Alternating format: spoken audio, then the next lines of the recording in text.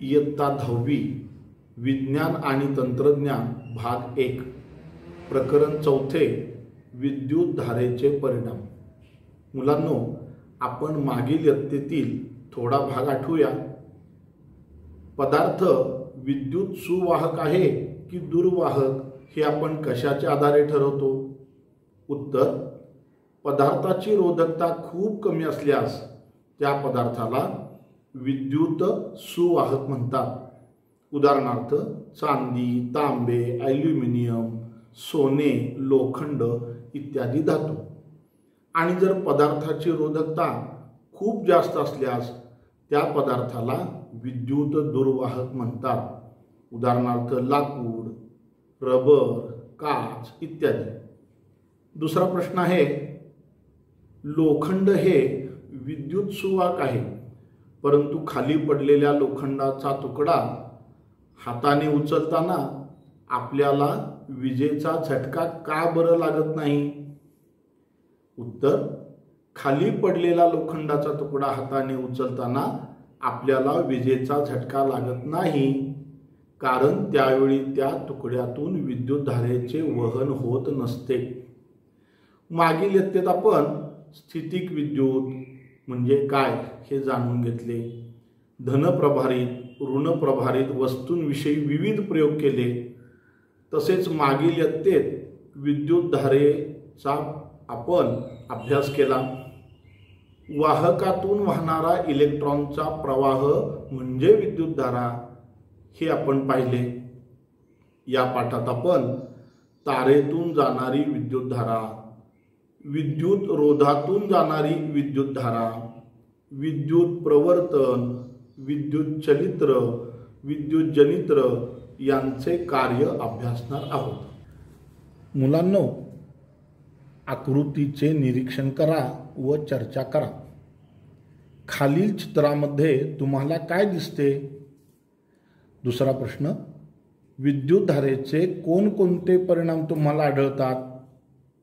पहिल्या प्रश्नाचं उत्तर आहे, चित्रामध्ये अचित्रामध्ये टीव्ही, लॅम्प, त्यानंतर विद्युत शेगडी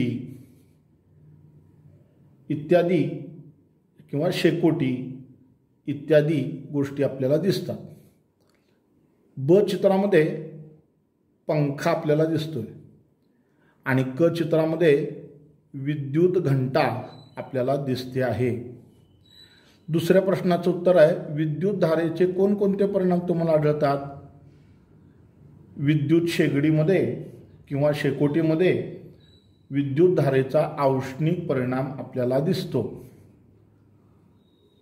लॅम्पमध्ये, टीव्हीमध्ये विद्युत धारेमुळे प्रकाश निर्माण झालेला दिसतो। ब आकृतीमधील पंख्यामध्ये विद्युत धारेचा चुंबकीय परिणाम दिसतो आणि विद्युत घंटेमध्ये विद्युत धारेचा चुंबकीय परिणाम होऊन यांत्रिक ऊर्जेचे रूपांतर ध्वनी ऊर्जेत होते असे आपल्याला आढळते। या पाठामध्ये एकूण 3 भाग आहेत। पहिला भाग आहे विद्युत परिपथामध्ये ऊर्जेचे स्थानांतरण। दुसरा भाग आहे विद्युत धारेचे औष्णिक परिणाम आणि तिसरा भाग आहे विद्युत धारेचे चुंबकीय परिणाम। या पाठातील पहिला भाग आहे विद्युत परिपथामध्ये ऊर्जेचे स्थानांतरण, energy transfer in electric circuit. या ठिकाणी विद्युत परिपथ आपल्याला दिसतोय।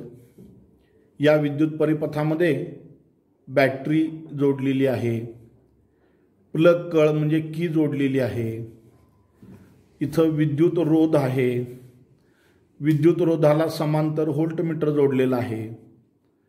त्याचबरोबर या विद्युत रोधाला सिरीजमध्ये म्हणजे एकसर जोडणीमध्ये ॲमीटर जोडलेला आहे। अशा प्रकारे हा विद्युत परिपथ तयार केलेला आहे। आता या विद्युत परिपथातील विद्युतधारा I ॲमीटरच्या सहाय्याने मोजा। विद्युत रोधाच्या 2 टोकामधील म्हणजे ए आणि बी या 2 टोकामधील विभवांतर व्होल्टमीटरच्या सहाय्याने मोजा। ए येथील विभव बी येथील विभवापेक्षा जास्त असणार, कारण ए टोक हे धन टोकाला आणि बी टोक हे ऋण टोकाला जोडलेले आहे। जर क्यू इतका प्रभार विद्युत प्रभार ए पासून बी पर्यंत बी कडे गेला तर विद्युत प्रभारावर ए पासून बी पर्यंत जाताना VAB गुणिले क्यू इतके कार्य झाले असे म्हणता येईल। हे कार्य करण्यासाठी ऊर्जा कोठून आली? ऊर्जेचा स्रोत तर घट आहे, घटाने ही ऊर्जा विद्युत प्रभारामार्फत विद्युत रोधाला दिली। येथे कार्य VAB गुणिले क्यू इतके घडले। क्यू हा विद्युत प्रभार टी या वेळेत ए पासून बी पर्यंत गेला, तर त्या वेळेत VAB गुणिले क्यू इतकी ऊर्जा विद्युत रोधाला दिली गेली। या विद्युत ऊर्जेचे काय होते? ही ऊर्जा विद्युत रोधाला मिळते व तिचे रूपांतर उष्णता ऊर्जेत होते आणि विद्युत रोधाचे तापमान वाढते। अशा प्रकारे विद्युत परिपथामध्ये विद्युत ऊर्जेचे उष्णता ऊर्जेत स्थानांतरण होते। या ठिकाणी विद्युत रोधाचे जागी परिपथामध्ये जर विद्युत चलित्र मोटर असेल तर घटाने दिलेली ऊर्जा कोणत्या रूपात बदललेली दिसून येईल? उत्तर, घटाने म्हणजे बॅटरीने दिलेली ऊर्जा विद्युत चलित्रातील तांब्याच्या तारेच्या कुंडलाच्या गतिज ऊर्जेत बदललेली दिसून येईल। यानंतर जूलचा उष्णताविषयक नियम आपण पाहू। इयत्ता 9वी मध्ये विद्युत शक्ती P बरोबर वापरलेली विद्युत ऊर्जा भागिले लागलेला वेळ हे सूत्र आपण 9वी मध्ये शिकलेलो आहोत। वापरलेली विद्युत ऊर्जा किती? या ठिकाणची VAB गुणिले क्यू भागिले टी। या ठिकाणी VAB गुणिले I इथं का आलं? कारण आयचं सूत्र आपण 9वी मध्ये शिकलोय। I बरोबर कुलोम हा विद्युत प्रभार Q भागिले T, म्हणजे आयची किंमत Q भागिले T आहे, म्हणून या ठिकाणी I लिहिलेला आहे। याला समीकरण नंबर 1 म्हटलं। घटाने म्हणजे ऊर्जा स्रोताने T या वेळेत P गुणिले T इतकी ऊर्जा विद्युत रोधाला दिली। जर परिपथातून I इतकी विद्युतधारा सतत वाहत असेल तर T या वेळेत विद्युत रोधात किती उष्णता निर्माण होईल? तर त्याचं सूत्र आपण इयत्ता 9वी मध्ये पाहिलेलं आहे। उष्णता हीट बरोबर या ठिकाणी H, उष्णता हीट H बरोबर P गुणिले T।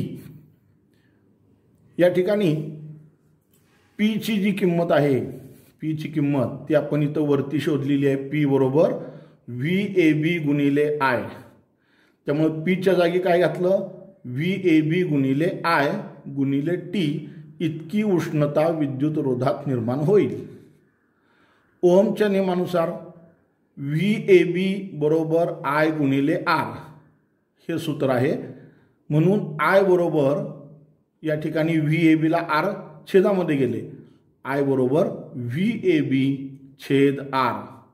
आता समीकरण 2 मध्ये I ची ही जी किंमत आहे ही समीकरण 2 मध्ये घालू। I च्या जागी या ठिकाणी काय करायचं आहे? ही किंमत घालायची। बघा H बरोबर VAB, ही VAB तसंच ठेवले आणि I च्या जागी काय घातले? VAB छेद R गुणिले T, याला म्हटले समीकरण नंबर 4। आता काय झालं बघा पुढे? समीकरण 3 व 4 वरून, म्हणजे समीकरण 3 आणि 4 या दोन समीकरणावरून पुढचं समीकरण तयार कसं केलं पहा। या ठिकाणी VAB च्या जागी IR घातले, VAB च्या जागी काय घातले? IR इथं घातले आणि VAB छेद R याच्या जागी I घातले। I ची किंमत काय आहे? I बरोबर VAB छेद R। या ठिकाणी VAB छेद R च्या जागी आयची किंमत घातली तर गुणिले टी अशा प्रकारचं हे समीकरण काय तयार झालं, आय आर गुणिले टी हे समीकरण 3 व 4 वरून तयार झाले. म्हणजेच काय तयार होईल पुढं, म्हणून हीट एच बरोबर आयचा वर्ग गुणिले आर गुणिले टी, यालाच जूलचा उष्णता विषयक नियम असे म्हणतात. आता यानंतर विद्युत शक्तीचे एकक काय असते ते आपण पाहू. समीकरण 1 नुसार, आता समीकरण 1 आपण बघितलं या ठिकाणी, पहिलं समीकरण 1 नुसार P बरोबर VAB गुणिले आय, पहिलं समीकरण आहे. VAB म्हणजे व्होल्ट आहे, याचं एकक आहे व्होल्ट, आणि आय म्हणजे विद्युतधारेचं एकक आहे ॲम्पियर. 1 व्होल्ट गुणिले 1 ॲम्पियर बरोबर 1 व्होल्ट म्हणजे किती, 1 जूल भागिले 1 कुलोम हा विद्युत प्रभार.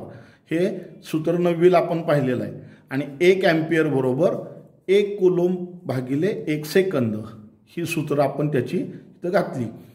कुलोमला कुलोम गेले, अंशामध्ये राहिले 1 जूल, छेदामध्ये राहिले 1 सेकंद. 1 जूल भागिले 1 सेकंद बरोबर 1 वॅट.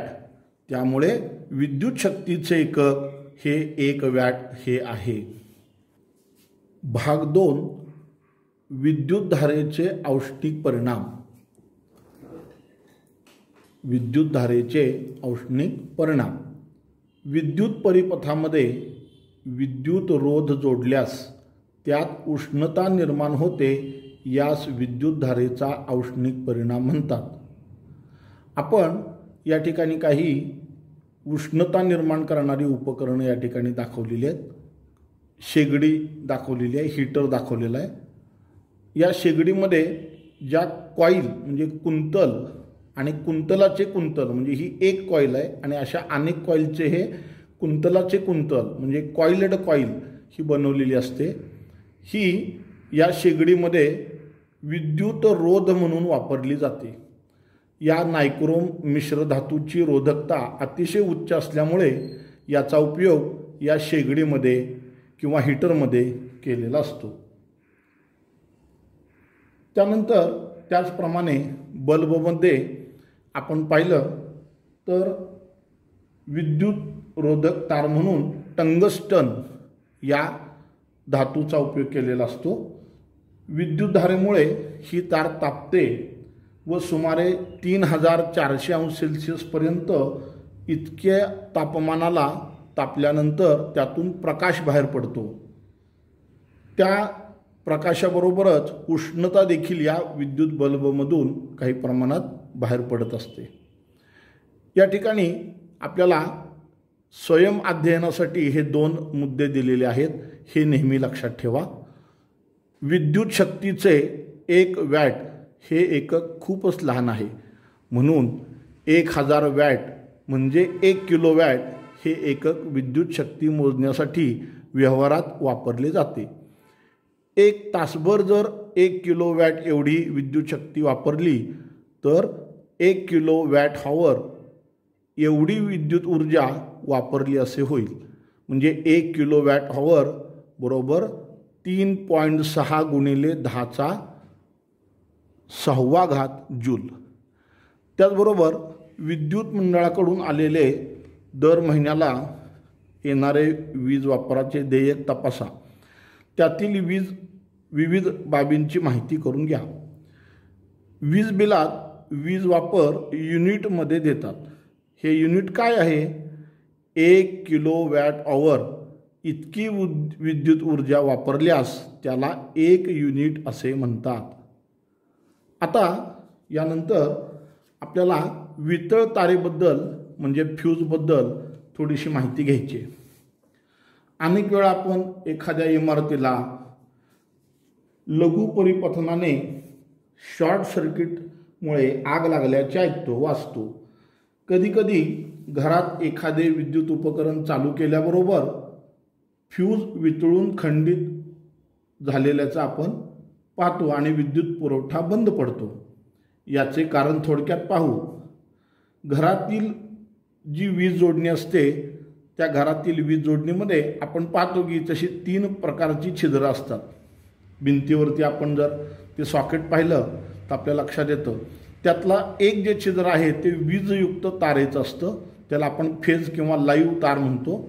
दुसरं जे छिद्र असतं तर ते तटस्थ तारेसाठी असतं, म्हणजे त्याला तटस्थ तार जोडलेली असते त्या छिद्राला, त्यालाच न्यूट्रल असे म्हटलं जातं. आणि तिसरा जो मोठा गोल असतो, थोडासा आकाराने या दोघांच्या पेक्षा मोठा असतो, त्याला भूसंपर्कन तार ही जमिनीमध्ये जोडलेली असते, त्यालाच अर्थ तार असे म्हणतात. आता या ठिकाणी आपण जर पाहिलं तर अशा सर्व घरातील वीज जोडणीमध्ये असं जरी असलं तरी सुद्धा उपकरणातील दोषामुळे काय होतं, वीजयुक्त तार आणि तटस्थ तार यावरील आवरण नाहीसं होतं आणि त्यामुळं त्या दोन्ही तारा एकमेकांना चिकटतात. चिकटल्यामुळे खूप मोठी विद्युतधारा त्यातून वाहू लागते आणि त्या ठिकाणी उष्णता निर्माण होते.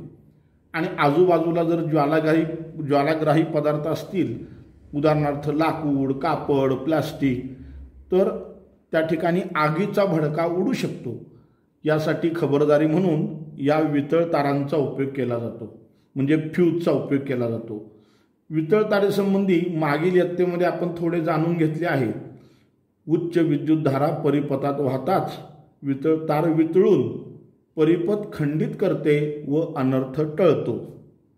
अनेक वेळा विशेषतः उन्हाळ्याच्या दिवसात घरोघरीचे दिवे, पंखे, वातानुकूल यंत्रे, दुकानामधील वीज याचा वापर जास्त असल्यामुळे विद्युत शक्ती जास्त वापरली जाते. अतिप्रमाणात विद्युतधारा वापरला गेल्यामुळं ती ट्रान्सफॉर्मरकडून ओढली जाते व त्या ट्रान्सफॉर्मरची तेवढी क्षमता नसल्यास वितळ तार वितळते व विद्युत पुरवठा बंद होतो. ही घटना अतिभाराने म्हणजेच ओव्हरलोडिंगमुळे घडते. या ठिकाणी वगळलेला भाग आहे तो म्हणजे MCB. हा MCB हा धोका टळण्यासाठी, म्हणजे जर का शॉर्ट सर्किट झालं तर त्या उपकरणाचा एक असा प्रकारचा MCB प्रत्येक उपकरणाला किंवा एका खोलीमध्ये जोडलेला असतो. त्यामुळे एका खोलीमध्ये जर शॉर्ट सर्किट झालं तर त्या ठिकाणचाच विद्युत पुरवठा बंद पडतो. यासाठी हे उपकरण वापरलं जातं. MCB हे घरामध्ये वापरलं जातं, परंतु हा भाग आपल्या अभ्यासक्रमातून वगळलेला आहे. विद्युतधारेच्या औष्णिक परिणामावरती काही उदाहरणं आपल्या पुस्तकामध्ये दिलेली आहेत. ही उदाहरणं स्वयं अध्ययनासाठी आहेत. तरी पण आपण एक उदाहरण पाहूया. नायक्रोम या मिश्र धातूपासून तयार केलेली 6 मीटर लांबीची तार तिचे कुंतल करून उष्णता निर्माण करण्यासाठी दिली आहे. तिचा विद्युतरोध 24 ओहम इतका आहे. ही तार निम्म्यावर तोडून कुंतल तयार केले तर मिळणारी उष्णता अधिक असेल का? शक्ती मिळवण्यासाठी तारेची म्हणजे कुंतलाची टोके 220 व्होल्ट विभवांतर असणाऱ्या स्रोताला जोडली आहेत. आता या ठिकाणी उत्तरामध्ये दिलेली माहिती काय आहे? विद्युत रोध आपल्याला दिलेला आहे 24 ओहम. त्यानंतर विभवांतर किती दिलेलं आहे? 220 व्होल्ट. आता आपण जर पहिल्या भागामध्ये अखंड तारेचे कुंतल घेतले तर उष्णतेच्या सूत्रानुसार P बरोबर V वर्ग भागिले R. V म्हणजे व्होल्टचा वर्ग भागिले R म्हणजे रोध 24. उत्तर आलं 201 वॅट. आता या तारे जर निम्मी तार केली तर काय आलं? 24च्या निम्म 12 तार आली. हा जो रोध आहे तो देखील निम्मा झाला. रोध देखील काय झाला? तार निम्मी केल्यामुळं आरची किंमत निम्मी झाली. 24च्या निम्म 12 झाली. मग आता काय समीकरणामध्ये आपण किंमत घालून बघूया. P बरोबर V वर्ग भागिले R बरोबर 220चा वर्ग भागिले 12 बरोबर 403 वॅट. आपण या पाठाच्या तिसऱ्या भागामध्ये विद्युत धारेचे चुंबकीय परिणाम, magnetic effect of electric circuit हे आपण पाहणार आहोत. यामध्ये पहिला भाग आहे की विद्युत धारेचा चुंबकीय परिणाम दाखवणारी आकृती. या ठिकाणी एक विद्युत परिपथ तयार केला आहे। या विद्युत परिपथामध्ये बॅटरी जोडलेली आहे। इथं की म्हणजे कळ आहे आणि या ठिकाणी तांब्याची जाड तार वापरलेली आहे आणि या ठिकाणी चुंबक सूची ठेवलेली आहे। आता आकृतीमध्ये दाखवल्याप्रमाणे हा परिपथ जोडल्यानंतर आता या ठिकाणी हा विद्युत परिपथ जर सुरू केला तर काय होतं, तर या ठिकाणी चुंबक सूचीमध्ये हालचाल झालेली दिसते। म्हणजे आपण सुरू केला आणि बंद केला तर आपल्याला विद्युत या चुंबक सूचीमध्ये हालचाल झालेली दिसते, हललेली दिसते। म्हणजे विद्युत धारेचा चुंबकावरती परिणाम होतो हे या प्रयोगावरून आपल्या लक्षात येते। विद्युत धारेमुळे वाहकाभोवती निर्माण होणारे चुंबकीय क्षेत्र, विद्युत धारेमुळे वाहकाभोवती निर्माण होणारे चुंबकीय क्षेत्र, या प्रयोगाचा आपण थोडासा आता अभ्यास करूया। या ठिकाणी देखील एक विद्युत परिपथ दाखवलेला आहे। यामध्ये आकृतीमध्ये दर्शवल्याप्रमाणे परिपथाची जोडणी करा। पुठ्ठ्यातून आरपार जाणारी, हा पुठ्ठा आहे, या पुठ्ठ्यातून आरपार जाणारी तांब्याच्या जाड तारेत एक जाड तार घ्या आणि 1 अँपिअर इतकी विद्युतधारा याच्यामध्ये निर्माण होईल इतका घट त्या ठिकाणी आपण घेतला पाहिजे। आणि या पुठ्ठ्याच्या तारेच्या जवळ एक चुंबक सूची घ्या। तारेतून विद्युत प्रवाह सुरू करा। विद्युत प्रवाह सुरू केल्यानंतर चुंबक सूची विशिष्ट दिशेत स्थिर राहते हे आपल्याला लक्षात येईल। त्यानंतर आपण चुंबक सूची काढा आणि त्या ठिकाणी लोखंडाचा चुरा किंवा लोखंडाचा कीस हा या विद्युत परिपथामध्ये तांब्याची जाड तार आहे त्याच्या भोवती पसरवा। विद्युत परिपथ सुरू करा। विद्युत परिपथ सुरू केल्यानंतर आपल्याला त्या लोखंडाच्या किसाची एक केंद्री वर्तुळे त्या तांब्याच्या जाड तारेभोवती निर्माण झालेली दिसतील। ज्यावेळी एका सरळ विद्युत वाहक तारेतून जाणाऱ्या विद्युत धारेमुळे तारेभोवती चुंबकीय क्षेत्र तयार होते, विद्युत धारेत बदल न केल्यास तारेपासून दूर जाताना हे चुंबकीय क्षेत्र कमी होत जाते। म्हणून चुंबकीय बलरेषा दर्शवणारी समकेंद्री वर्तुळे तारेपासून दूर जाताना मोठी व विरळ होत जातात। तारेतून जाणारी विद्युतधारा वाढवल्यास चुंबकीय क्षेत्राच्या तीव्रतेत देखील वाढ होते हे आपण या प्रयोगामध्ये पाहू शकतो। या ठिकाणी ओरस्टेड या शास्त्रज्ञाचा परिचय दिलेला आहे। हा परिचय अवांतर वाचनासाठी आहे, पण तो वाचायचा आहे। मूल्यमापनातून या वर्षीचा हा भाग वगळलेला आहे। विद्युतधारेच्या चुंबकीय परिणामामध्ये आता आपण जो प्रयोग पाहिला तो प्रयोग एक नियम दर्शवतो। या नियमाला उजव्या हाताच्या अंगठ्याचा नियम असे म्हणतात। राईट हँड थंब रूल असं या नियमाचं नाव आहे। या नियमालाच मॅक्सवेलचा बूथ स्क्रू नियम असेही म्हणतात। आता हा उजव्या हाताचा नियम काय आहे ते आपण पाहूया। विद्युत वाहक तारेतील विद्युतधारेमुळे निर्माण होणाऱ्या चुंबकीय क्षेत्राची दिशा शोधण्यासाठी हा एक सोयीचा नियम आहे। अशी कल्पना करा की सरळ विद्युत वाहकाला तुम्ही उजव्या हाताने पकडले आहे। ते अशा रीतीने की अंगठा विद्युतधारेच्या दिशेने तारेवर स्थिरावला आहे। तर मग तुमची बोटे विद्युत वाहक तारेभोवती गुंडाळा। बोटांची दिशा हीच चुंबकीय क्षेत्राची, ही बोटांची जी दिशा आहे हीच चुंबकीय क्षेत्राच्या बलरेषांची दिशा आहे। हे पहा, चुंबकीय बलरेषांची दिशा म्हणजेच बोटांची दिशा ही आहे हे आपल्याला दिसून येते. यालाच उजव्या हाताच्या अंगठ्याचा नियम म्हणतात. त्यानंतर मॅक्सवेलचा बूच स्क्रू नियम या ठिकाणी दाखवलेला आहे की एक स्क्रू आहे आणि तो स्क्रू जर का उजव्या बाजूनं डावीकडच्या बाजूला असा फिरवला आणि तो वाहकातील विद्युतधारेच्या दिशेने पुढे जाईल अशा पद्धतीने जर फिरवला तर फिरण्याची जी दिशा आहे ती दिशा विद्युतधारेमुळे निर्माण झालेल्या चुंबकीय क्षेत्राची दिशा दर्शवते. असा हा बूच स्क्रूचा नियम आहे.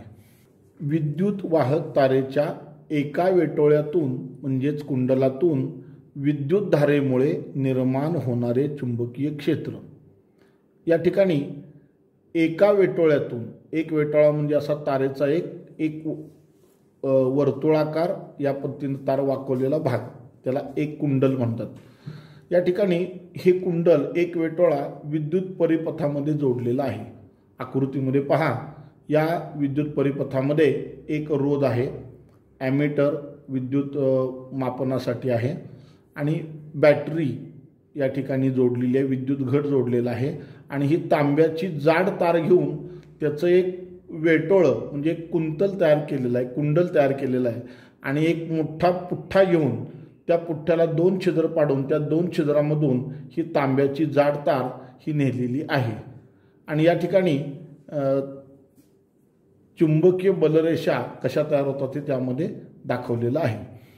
वेटोळ्यातून विद्युत धारा सुरू केल्यास, आपण आता हा प्रयोग चालू करून बघूया. म्हणजे या ठिकाणी विद्युत घटातून विद्युत प्रवाह चालू केला तर काय होतं, वेटोळ्यातून विद्युत धारा सुरू केल्यास वेटोळ्याच्या प्रत्येक बिंदूशी चुंबकीय बलरेषा तयार होतात.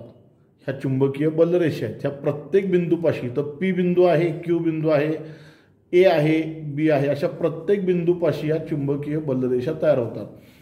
या चुंबकीय बलरेषा समकेंद्री वर्तुळाकार असून केंद्रबिंदूपासून दूर जावे तशी ती वर्तुळे मोठी होत जातात.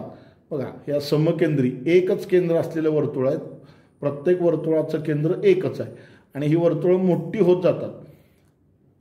जसे आपण वेटोळ्याच्या मध्यभागी येऊ तसे वर्तुळ इतके मोठे झालेले असेल की त्याचा कंस एका सरळ रेषेने दाखवता येईल. हे पहा, आता ही जी SN ही चुंबकीय बलरेषा दाखवलेली आहे, साऊथकडून नॉर्थकडे अशी गेलेली जी दाखवलेली आहे, तर ही चुंबकीय बलरेषा एका वर्तुळाचा भाग आहे. वर्तुळाच्या बलरेषेचा म्हणजे वर्तुळाकार बलरेषेचा एक भाग आहे. चुंबकीय बलरेषा या वेटोळ्याच्या मध्यभागी एकाच दिशेने कार्यरत असतात.